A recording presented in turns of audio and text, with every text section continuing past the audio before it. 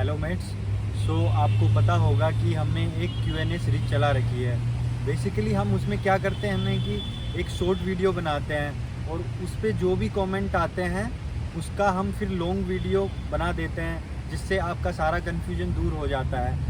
हमने last video बनाई थी अनवर भाटी के साथ कि आपको जो भी इनसे पूछना है आप पूछ सकते हैं, और अब इसका हम लॉन्ग वीडियो आज बना रहे हैं। लो अपन स्टार्ट करते हैं। एक एक कमेंट को मैं पढ़ूंगा, देन अनवर जी रिप्लाई करेंगे। तो दिलकुश राजा ने कमेंट किया है, भाई स्किल कैसे प्रिपेयर करें, अपने एक्सपीरियंस के बेस पे बताएं, कौन कौन सी गलती नहीं करना चाहिए जो खुद की स्किल की तैयारी कर रहे हैं बिना कोचिंग के। सबसे पहले तो आप अपना स्किल का बेसिक क्लियर कर लीजिए, मतलब चाहे हिंदी स्टेनो से हो चाहे इंग्लिश स्टेनो से, आपका सिलेबस पूरा कंप्लीट होना चाहिए। उसके बाद जब आप स्पीड इंक्रीज़ कर रहे हैं तो और आपकी स्पीड इंक्रीज़ नहीं हो रही है तो आप देखिए कि डिक्टेशन लिखने में क्या मिस्टेक्स आ रही है और उन मिस्टेक को आप इम्प्रूव करने की कोशिश कीजिए। जो वर्ड्स गलत आ रहे हैं उन्हें बार बार लिखने की कोशिश कीजिए और अपनी स्पीड इम्प्रूव कीजिए। अगर आपको 80 वर्ड पर मिनट के लिए प्रिपेयर करना है तो आप उससे ज़्यादा की डिक्टेशन लिखिए, जैसे 90 वर्ड पर मिनट या 100 वर्ड पर मिनट की आप लिख सकते हैं। शिवांश पूछ रहा है, भैया बिगिनर के लिए बताओ शुरू कहाँ से करें, ऑफलाइन कोचिंग या फिर ऑनलाइन कोचिंग। मैंने स्टेनो सीख ली है बट रिटन एग्ज़ाम की नॉलेज नहीं है और जस्ट 12th क्लास पास करी है। अगर आपको रिटर्न एग्ज़ाम के लिए तैयारी करनी है और जस्ट 12th करी है तो स्टार्ट करने के लिए आप सबसे पहले अपना बेस क्लियर कीजिए हर सब्जेक्ट में।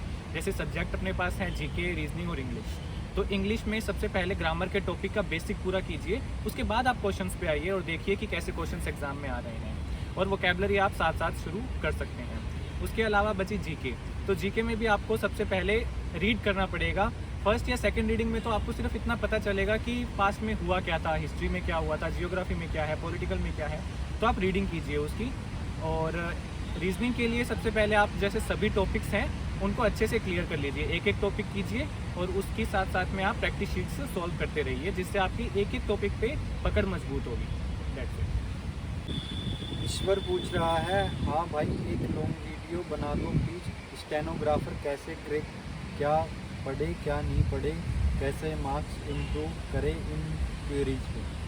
क्या पढ़ें क्या ना पढ़ें, इस बात का जवाब एक लाइन में देना तो शायद बहुत मुश्किल हो जाएगा, बट ऐसा कह सकते हैं कि अगर आप तैयारी कर रहे हैं और आपके मार्क्स इंप्रूव नहीं हो रहे हैं तो आप ये देखिए कि आपके मार्क्स कहाँ कम रह रहे हैं, वो गलतियाँ पहचानिए अपनी जहाँ पे आपके मार्क्स कम हैं, फिर उन गलतियों को सुधारने की कोशिश कीजिए, उससे डेफिनेटली आपके मार्क्स इंक्रीज होंगे। योगिता पूछ रही है, इंग्लिश कैसे इम्प्रूव करें, प्लीज़ आंसर अनवर सर। अगर आपको इंग्लिश इंप्रूव करनी है तो आपका बेस बहुत अच्छे से क्लियर होना चाहिए। कुछ लोग होते हैं जो डायरेक्ट क्वेश्चन पे शिफ्ट हो जाते हैं और एग्जाम में जो क्वेश्चन आ रहे हैं उनको करने की ट्राई करने लगते हैं। तो मेरा कहना यही होगा कि सबसे पहले आप ग्रामर के टॉपिक्स अच्छे से कीजिए, टॉपिक वाइज क्वेश्चन कीजिए, और उसके बाद आप जो एग्ज़ाम में क्वेश्चन आ रहे हैं उन पे जाइए, और उसके साथ साथ वोकैबुलरी को कंटिन्यू रखिए। और ऐसे नहीं है कि वोकैबुलरी जगह जगह से पढ़ रहे हैं, सिर्फ एक सोर्स रखिए अपना और उसे ही बार बार रिपीट कीजिए। मुदित श्रीवास्तव पूछ रहे हैं, क्या जॉब में स्टेनो की ज़रूरत होती है।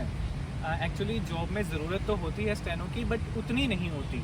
मतलब ऐसा नहीं है कि रोज़ आपको ज़रूरत पड़ रही है स्टेनो लिखने की, पर कभी कभी आपको ज़रूरत पड़ती है स्टेनो लिखने की। मीन्स स्टेनो तो आनी ही चाहिए। आनी ही चाहिए वो तो। विजय प्रकाश सिंह पूछ रहे हैं, भाई एसएससी स्टेनोग्राफर के लिए बुक लिस्ट बता दीजिए।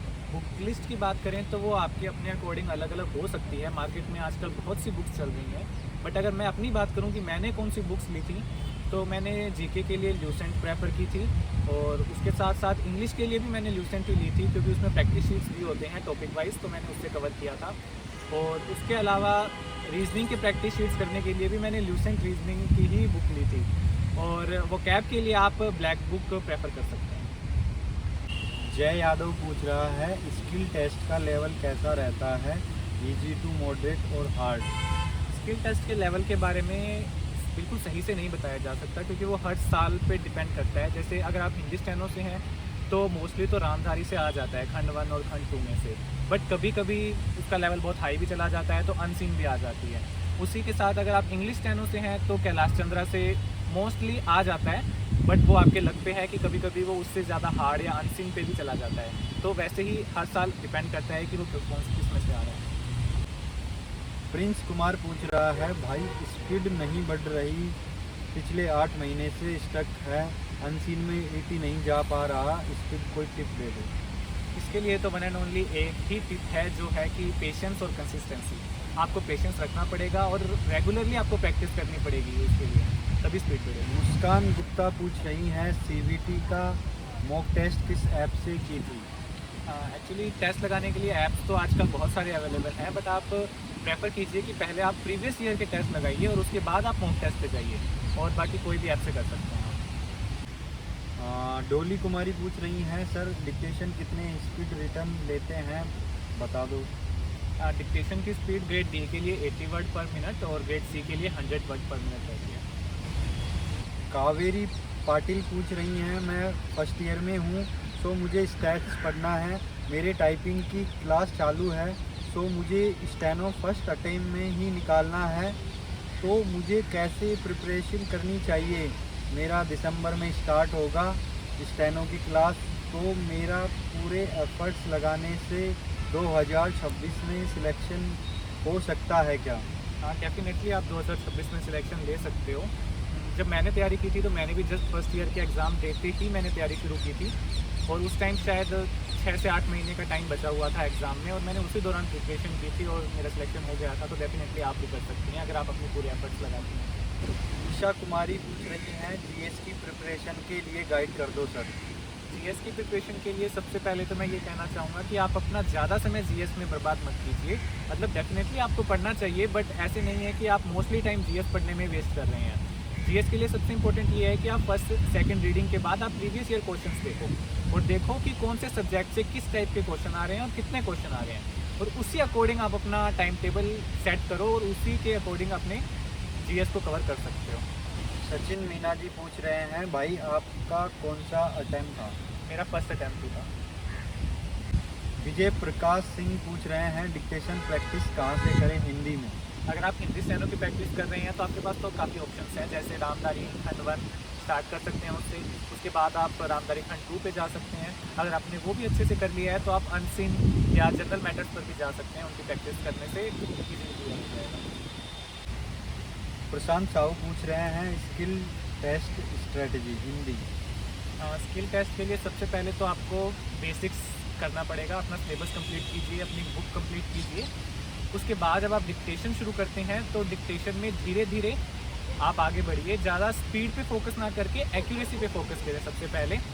जब आपकी मिस्टेक्स बिल्कुल कम हो या ना के बराबर आ रही हो तब धीरे धीरे स्पीड इंक्रीज करें, और हमेशा जो स्पीड एग्ज़ाम में मांगी है उससे एक्स्ट्रा स्पीड की ही प्रैक्टिस करें, ताकि एग्ज़ाम में उस स्पीड पे लिखना आपके लिए आसान हो जाए। पंकज कुमार पूछ रहा है, एसएससी स्टेनो के लिए कंप्यूटर कोर्स कौन सा करे? भाई रिप्लाई दो।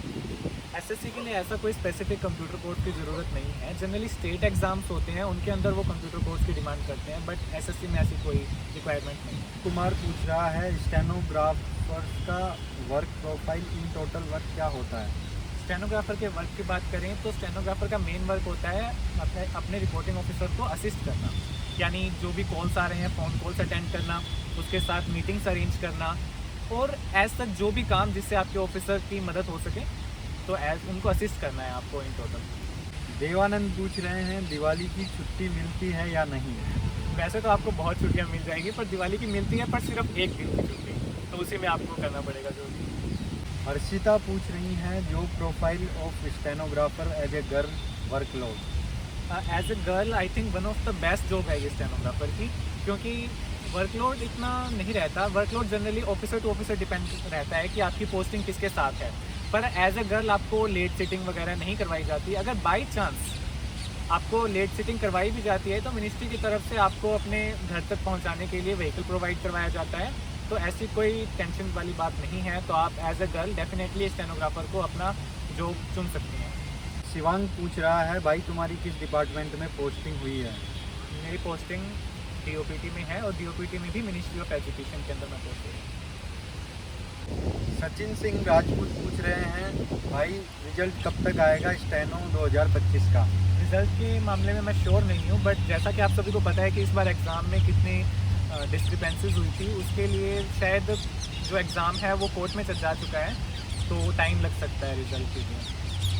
करियर विल गॉड पूछ रहे हैं भाई एसएससी स्टेनोग्राफर हिंदी टाइपिंग कौन कौन से फ़ॉन्ट का ऑप्शन रहता है?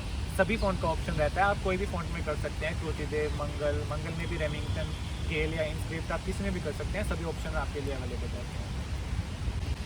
ये कोई वी भाई हैं जो पूछ रहे हैं कौन सी लिपि सीखनी चाहिए हिंदी में, हिंदी से मिनिस्ट्री मिल सकती है क्या? हाँ, हिंदी से आपको डेफिनेटली मिनिस्ट्री मिल सकती है, और लिपि के लिए कोई ऐसा रूल नहीं है, आप कोई भी लिपि से हिंदी स्टेनो सीख सकते हैं। Thank you so much guys, आपने पूरा वीडियो देखा, उसके लिए ऑलमोस्ट हमने सारे क्वेश्चन आपके रिप्लाई कर दिया है, और कुछ क्वेश्चनों का हमने रिप्लाई नहीं किया, या तो वो क्वेश्चन इरिलेवेंट थे या फिर वो क्वेश्चन रिपीट हो रहे थे। बाकी हमने सारे क्वेश्चनों का हमने रिप्लाई दे दिया है, और जैसे अभी हम स्टेनो का वीडियोस ला रहे हैं Q&A के ऊपर, आगे इन फ्यूचर हम बाकी एसएससी के एग्ज़ाम्स हैं जो ऑलरेडी सेलेक्टेड है उनके साथ हम और वीडियोस लाएंगे। सो हमारे साथ बने रहिएगा। Thank you so much. So आगे आप, अरे यार